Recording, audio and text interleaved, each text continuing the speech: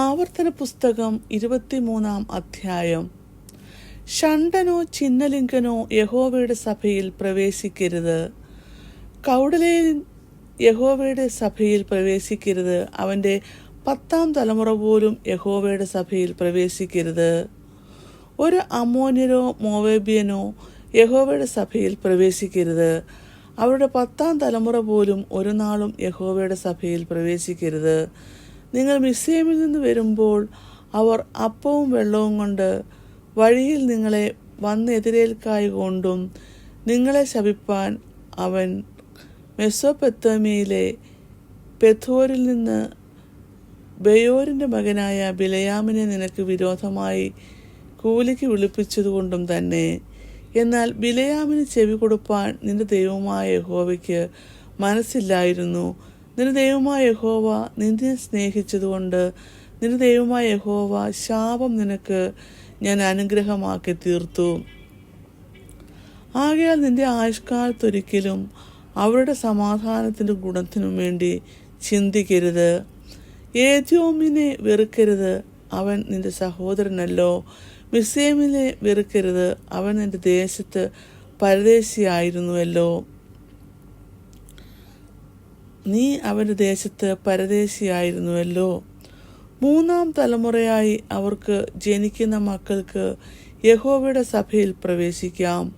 ശത്രുക്കൾക്ക് നേരെ പാളയമിറങ്ങുമ്പോൾ കൊള്ളരുതാത്ത കാര്യമൊന്നും ചെയ്യാതിരിപ്പാൻ നീ സൂക്ഷിച്ചു കൊള്ളേണം.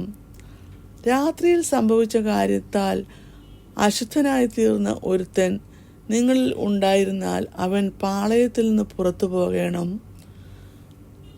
പാളയത്തിനകത്ത് വരരുത്. സന്ധ്യയാകുമ്പോൾ അവൻ വെള്ളത്തിൽ കുളിക്കണം. സൂര്യൻ അസ്തമിച്ചിട്ട് അവന് പാളയത്തിനകത്ത് വരാം. ബാഹ്യത്തിന് പോകുവാൻ നിനക്ക് ഒരു സ്ഥലം പാളയത്തിന് പുറത്ത് ഉണ്ടായിരിക്കണം. നിന്റെ ആയുധങ്ങളുടെ കൂട്ടത്തിൽ ഒരു പാരയും ഉണ്ടായിരിക്കണം. ബാഹ്യത്തിന് ഇരിക്കുമ്പോൾ അതിനാൽ കുഴിച്ച് നിന്റെ വിസർജനം മൂടിക്കളയണം.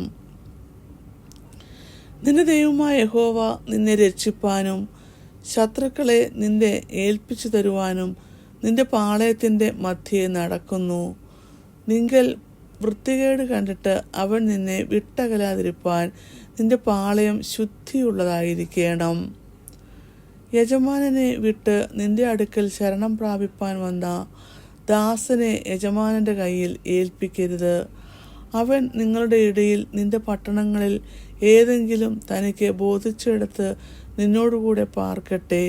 അവനെ ഞെരുക്കം ചെയ്യരുത്. ഇസ്രായേൽ പുത്രിമാരിൽ ഒരു വേശ്യ ഉണ്ടാകരുത്. ഇസ്രായേൽ പുത്രന്മാരിനാൽ പുരുഷൻ മൈഥുനക്കാരനും ഉണ്ടാകരുത്. വേശ്യയുടെ കൂലിയും നായുടെ വിലയും നിന്റെ ദൈവമായ യഹോവയുടെ ആലയത്തിലേക്ക് യാതൊരു നേർച്ചയായിട്ടും കൊണ്ടുവരരുത്. ഇവ രണ്ടും നിന്റെ ദൈവമായ യഹോവയ്ക്ക് അറപ്പാകുന്നു.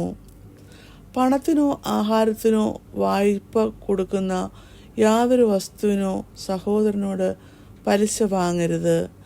അന്യനോട് പലിശ വാങ്ങാം, എന്നാൽ നീ കൈവശമാക്കുവാൻ ചെല്ലുന്ന ദേശത്ത് നീ തൊടുന്നതിലൊക്കെയും നിന്റെ ദൈവമായ യഹോവ നിന്നെ അനുഗ്രഹിക്കേണ്ടതിന് സഹോദരനോട് പലിശ വാങ്ങരുത്. നിന്റെ ദൈവമായ യഹോവയ്ക്ക് നേർച്ച നേർന്നാൽ അത് നിവർത്തിപ്പാൻ താമസം വരുത്തരുത്. അങ്ങനെ ചെയ്താൽ നിന്റെ ദൈവമായ യഹോവ നിന്നോട് ചോദിക്കും, അത് നിങ്ങൾ പാപമായിരിക്കും. നേരാതിരിക്കുന്നത് പാപം ആകയില്ല. നിന്റെ നാവിന്മേൽ നിന്ന് വീണത് നിവർത്തിക്കുകയും വായുകൊണ്ട് പറഞ്ഞ സ്വമേധാദാനം നിന്റെ ദൈവമായ യഹോവയ്ക്ക് നേർന്നതുപോലെ നിവർത്തിക്കുകയും വേണം. കൂട്ടുകാരൻ്റെ മുന്തിരിത്തോട്ടത്തിലൂടെ പോകുമ്പോൾ ഇഷ്ടം പോലെ മുന്തിരിപ്പഴം തൃപ്തിയാം വരെ നിനക്ക് തിന്നാം, എങ്കിലും നിന്റെ പാത്രത്തിൽ ഇടരുത്. കൂട്ടുകാരൻ്റെ വിളഭൂമിയിൽ കൂടി പോകുമ്പോൾ നിനക്ക് കൈകൊണ്ട് കതിർ പറിക്കാം, എങ്കിലും കൂട്ടുകാരൻ്റെ വിളവിൽ അരിവാൾ വയ്ക്കരുത്. ഇങ്ങനെ 23-ാം അധ്യായം അവസാനിക്കുന്നു.